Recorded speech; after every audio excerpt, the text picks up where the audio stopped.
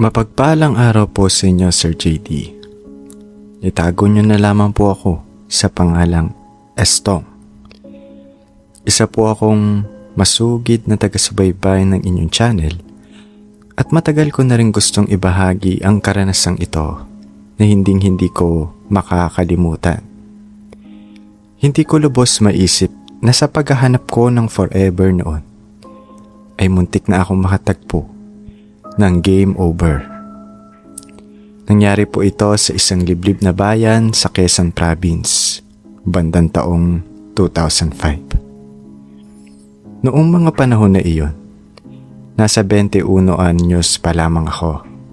Bata pa, malakas ang loob, at sabihin na nating medyo bago-bago pa dahil galing ako sa Maynila bago ako napadpad sa probinsya para tumulong sa koprahan ng tiyuhin ko. Disiplinado ang mga tao doon. 7:00 pa lang ng gabi, tahimik na ang paligid. Ang maririnig mo na lang ay ang mga huni ng mga kuliglig at ang pagaspas ng mga dahon ng niyog. Kakaiba ang hangin sa probinsya, Sir JD. Presko sa umaga. Pero kapag sumapit ang dilim, may dala itong bigat na parang may nakamasid sa bawat galaw mo. Ang trabaho ko noon ay tagahakot ng niyog at tagabantay sa tapahan. Ito po yung lutuan ng kopra. Medyo mabigat na trabaho pero masaya kasi kasama ko ang tiyo badong ko. Siya ang tumayong pangalawang ama ko noong mga panahon na iyon. Isang tanghali, inutusan ako ni Tiyo Badong na bumili ng merienda sa palengke. May sikat daw doon na nagtitinda ng kakanin malapit sa lumang simbahan. Doon ko unang nakilala si Cecil. Napatigil talaga ako noon, Sir JD. Sa gitna kasi ng usok ng mga sasakyan at ingay ng palengke, parang may sariling spotlight si Cecil. Nakaupo siya sa harap ng bilao ng sapin-sapin at biko. Simple lang ang suot niya. Isang puting t-shirt at paldang lagpas tuhod.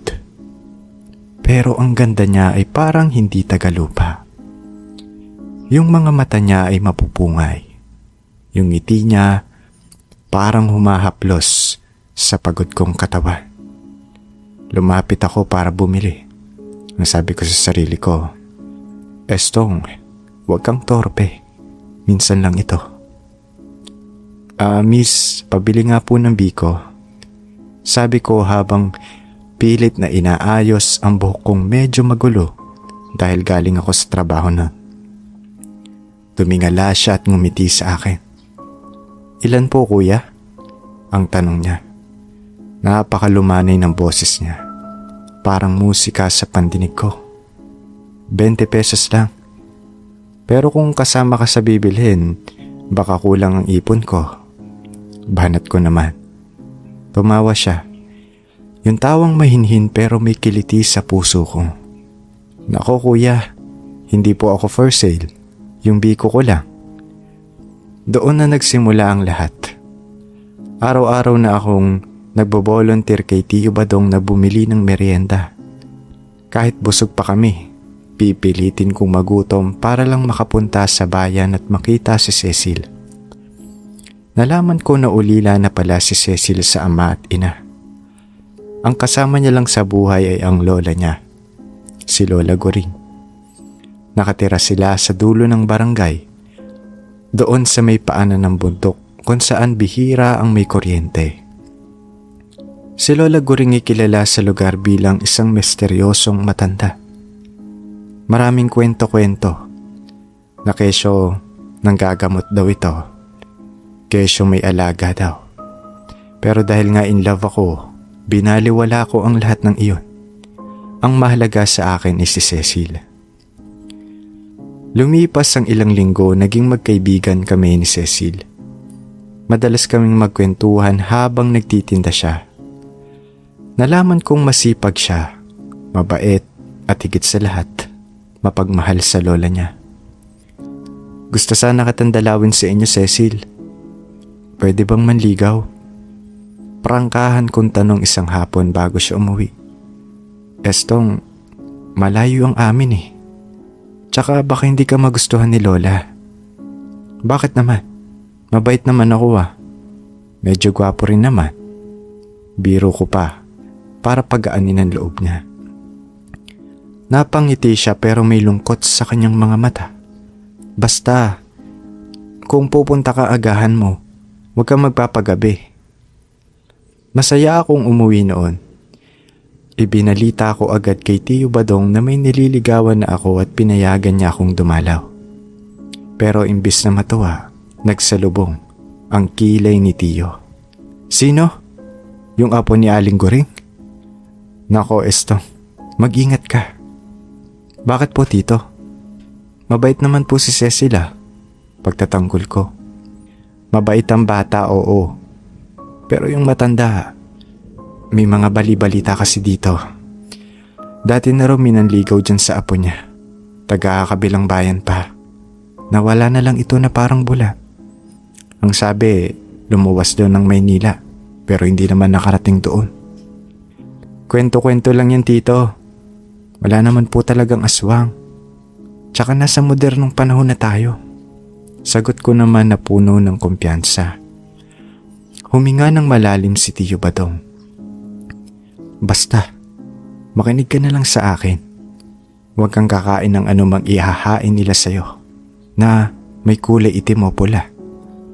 At huwag na huwag kang magpapagabi doon. Tumango na lang ako para hindi na humaba ang usapan. Pero sa loob-loob ko, desidido ako makuha ang loob ng lola ni Cecil. Dumating ang araw ng Sabado. Nagbihis ako ng maayos.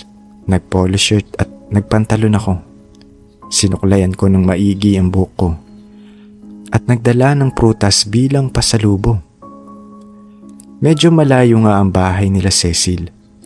Kailangan mo pang tumawid sa isang mahabang tulay na kawayan at dumaan sa isang masikip na pilapil bago marating ang kubo nila. Napapaligiran ng malalaking puno ng balete ang bahay nila. Madilim ang paligid kahit 4:00 pa lang ng hapon dahil sa yabong ng mga puno doon. Tahimik din at wala silang kapitbahay. Pagdating ko sa bakuran nila, sinalubong ako ni Cecil. Estong, ikaw na ba yan? Gulat niyang sabi pero nakangiti. Siyempre, tinupad ko ang usapan natin. Sagot ko sabay abot ng prutas. Pinaakyat niya ako sa bahay. Luma na ang kubo pero malinis at makintab ang sahig nilang kawayan. Sa isang sulok nakaupo sa tumba-tumba ang isang matandang babae, si Lola Goring. Maputi na ang kanyang buhok na abot hanggang bewa. Kulubot na ang kanyang mga balat. Pero ang mga mata niya, yung mga mata niya Sir JD ay parang nakakatagos buto. Kulay abo ang mga ito na parang walang buhay. Pero ramdam mo na sinusuri ka niya mula ulo hanggang paa. Magandang hapon po, Lola. Ako nga po pala si Estong. Bati ko sabay mano. Hinawakan niya ang kamay ko nun. Napakalamig nito. Parang humawak ako ng yelo at napakahigpit ng hawak niya. Estong, bulong niya. Ang boses niya ay parang garalgal na radyo. Mataba ka at mukhang malusog. Napalunok ako sa sinabi niya. Kakaibang compliment yon. Parang hindi papuri sa tao, kundi parang papuri sa isang baboy na kakatayin. Opo, Lola. Mahilig lang po kasi akong kumain. Sagot ko na lang. Tumawa siya ng mahina. Naging maayos naman ang kwentuhan namin ni Cecil. Pero ramdam ko ang bigat ng tingin ni Lola Goring mula sa sulok nun. Hindi siya umaalis sa tumba-tumba niya. Nakatingin lang siya sa akin habang ninunguya ang kanyang nganga. Habang tumatagal, padilim na rin ang padilim nun. Nakalimutan ko ang bili ni Tiyo na huwag magpapagabi. Ang sarap kasi ng usapan namin noon ni Cecil Estong, dito ka na maghapunan. Biglang alok ni Lola Guring. Tumayo siya at naglakad papunta sa kusina. Medyo hukot na siya maglakad pero mabilis. Nako Lola, nakakahiya po. Uuwi na rin po sana ako. Tanggi ko. Nako iho, huwag kang tumanggi sa grasya. Madiin na sabi niya. Alam mo, nagluto ako ng espesyal na ulam. Dinuguan. Napatingin ako kay Cecil. Parang namumutla si Cecil at pilit akong sinisenyasan ng kanyang mga mata na humindi. Pero dahil gusto kong magpakitang gilas at ayaw kong maging bastos sa lola ng nililigawan ko, pumayag ako. Sige po Lola, titikman ko po ang niluto ninyo. Inihain ng pagkain Sir JD. Ang dinuguan ay sobrang itim noon. At ang amoy nito, hindi siya amoy ng suka at bawa. Amoy malansa na parang dugo na sariwa pa. Naalala ko ang bili ni Tio Badong noon na huwag kang kakain ng anumang may kulay itim o pula. Pero huli na. Nakaupo na ako sa hapag nun. Si Lola Guring nakatitig sa akin. Hinihintay ang pagsubo ko. Si Cecil naman nakayuko lang at hindi kumikibo. Kumuha ako ng koonti. Sinubo ko ito. Halos masuka ako. Ang lasa ay mait na maasim. At may mga buto-buto na maliliit na nanguya ko na parang hindi buto ng baboy. Parang buto ng daga o kung anong maliit na hayop. Masarap naman ba, iho? Tanong ni Lola Guring habang nakangisi ito. Nakita ko noon ang mga ngipin niya. May itim na dahil siguro sa nganga. Opo Lola, kakaiba po ang lasa. Pagsisinungaling ko sabay inom ng maraming tubig para mawala ang lasa. Pagkatapos kumain, biglang sumama ang pakiramdam ko na. Umikot ang paningin ko at pinagpawisan ako ng malagkit. Cecil, parang nahihilo ako. Bulong ko.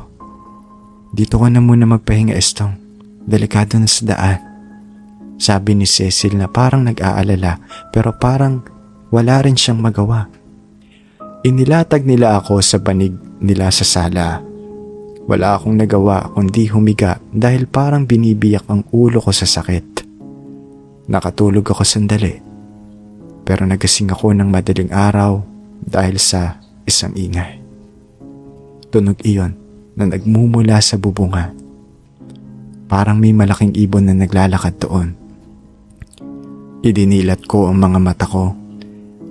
Madilim sa loob ng kubo. Pero may kaunting liwanag na pumapasok mula sa bintana galing sa buwan.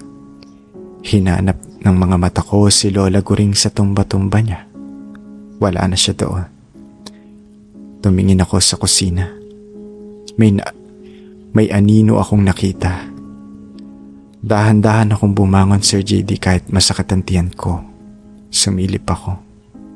At Sir JD, hinding-hindi ko makakalimutan ang nakita ko na. Nakatalikod si Lola Guring. Nakahubad siya. Yung likod niya ay parang may lumalabas doon. Na parang may gustong anong lumabas mula sa balat niya. May pinapahid siyang langis sa katawan niya habang bumubulong na mga salitang hindi ko maintindihan. Latin yata o orasyon. Biglang humaba ang mga braso niya. Ang mga kuko niya ay naging matutulis na parang sa mga agila. At ang mga buhok niya lalong humaba at naging kasing tigas ng alambre. Lilingon na sana siya sa direksyon ko nang bigla akong napatakip ng bibig. Si Cecil. Nakatayo si Cecil sa gilid. Umiiyak pero walang magawa. Hawak niya ang isang garapon na may lamang kung anong laman loob. Lola, tama na po. Maawa po kayo kay Estong. Hikbi ni Cecil. Tumahimik ka. Sabi ng halimaw na boses ni Lola Goring. Hindi na ito boses ng tao. Kailangan ko ng lakas. At ang lalaking iyan ang magbibigay sa akin ng buhay. Doon ko napagtanto. Hindi lang basta mangkukulam si Lola Goring. Isa siyang aswang. At ako ang hapunan niya. Nanginig ang buong katawan ko. Takot na takot ako. Gusto kong tumakbo, Sir JD, pero parang napako ang mga paa ko. Biglang lumingon si Lola Goring sa akin. Oh, kung ano man ang tawag sa kanya ngayon. Ang mukha niya, wala na. Puro balahibo na at ang mga mata niya ay nagbabaga sa pula. Ang bibig niya ay puno ng mga pangil at tumutulo pa ang laway. Gising na pala ang hapunan ko. Sambit nito. Sa sobrang takot, bumalik ang lakas ko dahil na rin siguro sa adrenaline. Kumaripas ako ng takbo papunta sa pinto. Sumigaw si Aling Goring na habulin daw ako ni Cecil. Tumalon ako pababa ng hagdan. Hindi ko na ininda kung matapilok ako. Ang nasa isip ko lang ay makalayo. Madilim ang daan noon. Ang tulay na kawayan ay madulas dahil sa hamog. Habang tumatakbo ako, naririnig ko ang pagaspas ng isang pakpak sa itaas ko. Narinig ko na may tumatawag sa pangalan ko at sinasabi nitong bumalik daw ako. Sigaw iyon ng boses na parang nanggagaling sa isang malaking tao. Nararamdaman ko ang hangin sa batok ko. Alam kong nasa likod ko na siya ng mga oras na yon. Pagdating ko sa tulay ay nadapa po ako. Sugatan ng tuhod ko. Tumingala ako at nakita ko ang aswang nadadapo na sa akin. Ang mga kuko niya ay nakaumang na sa leeg ko. Pumikit na lang ako at nagdasal. Lord, kayo na po ang bahala sa akin, sabi ko sa isip ko. Pero biglang may sumigaw mula sa kabilang ilog. Sumigaw ito at pinapaalis ang aswang. Isang putok ng baril ang umalingaw-ngaw noon. Nakita ko na lang na tumalsik ang aswang palayo. Natamaan ito sa balikat nun. Sumigaw ito ng napakalakas na parang boses ng isang baboy na kinakatay. Sa kabilang pangpang, nakatayo si Tio Badong. May hawak siyang shotgun at may kasamang 2 tanod na may dalang sulo. Tio, sigaw ko, sabay gapang patungo sa kanila. Hindi na bumalik ang aswang nun. Lumipad ito pabalik sa direksyon ng bundok. Umiiyak sa sakit. Agad akong inalalayan ni Tio Badong. Sabi ko naman sa'yo, huwag kang magpapagabi. Napakatigas talaga ng ulo mo. Pero kahit galit siya noon, ramdam ko ang pag-aalala niya. Pagka uwi namin, hindi ako pinatulog ni Tio. Matindi ang lagnat ko. Nagsususuka ako ng itim na likid doon. Siguro, ito na yung dinuguan na kinain ko kanina. Kumuha si Tio ng buntot pagi at isang boteng may lamang langis at mga ugat ng kahoy. Hinaplos niya ito sa tiyan ko habang nagdadasal. Napakasakit nun, Sir JT. Parang pinapaso ang balat ko. Kada haplos niya ay umuusok ang tiyan ko at may lumalabas na maitim na usok mula sa bibig ko. Nilason ka ng matandang yon. Mabuti at naagapan pa natin, sabi ni Tio.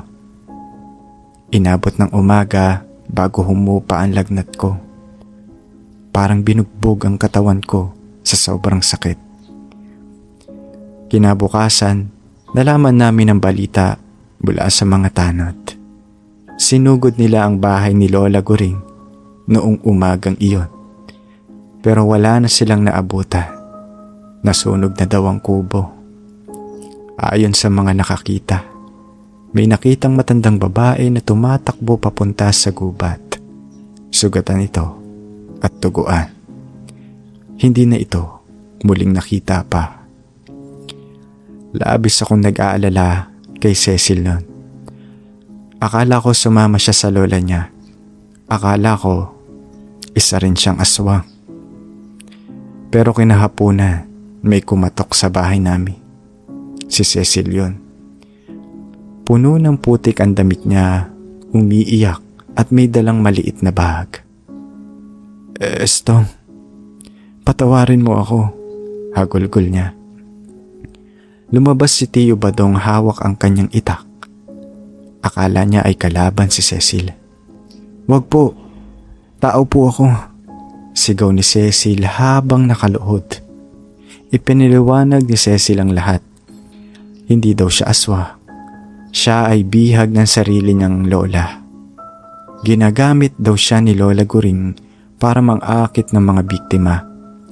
Kapag hindi siya sumunod, sinasaktan daw siya nito at pinagbabantaang papatayin. Noong gabing iyon, nang masugatan ng aswang dahil sa baril ni Tio, nagkaroon daw ng pagkakataon si Cecil na tumakas habang nagwawala ang lola niya sa sakit. Sinunog niya noon ang mga gamit ng lola niya para hindi na daw ito makabalik.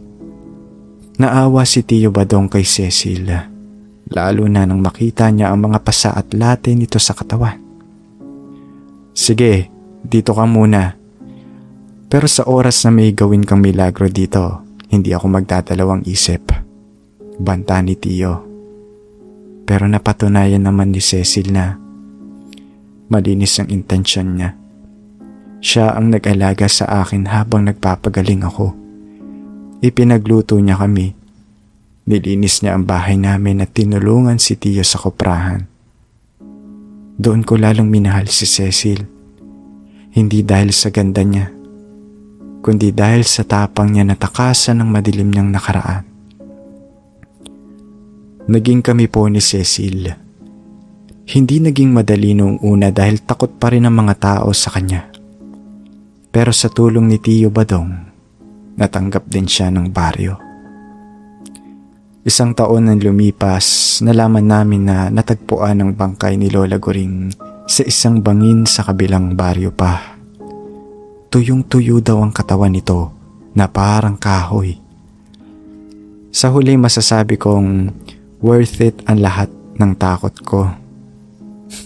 Muntik na akong mamatay, oo. Muntik na akong maging hapunan ng isang aswa. Pero nahanap ko naman ng babaeng makakasama ko habang buhay. Ngayon may 2 na kaming anak ni Cecil. Masaya kaming namumuhay dito sa Maynila. Minsan umuwi kami sa Quezon para dalawin si Tio. Pero hinding-hindi na kami lumalapit sa lumang tulay na kawayan na iyon. At kapag may nag-aalok sa akin ng dinuguan, ay medyo kinakabahan pa rin ako. Napapangiti na lang ako at magalang na tumatanggi. Mahirap na. Baka huling pagkain ko na naman iyon. Maraming salamat po Sir JD sa pagbabasa ng kwento ko. Sana po ay kapulutan ito ng aral, lalo na sa mga kabataan na huwag basta-basta pumupunta sa teritoryo ng iba, lalo na kung may babala na ang mga nakakatanda. Maraming salamat po ulit at hanggang dito na lamang po.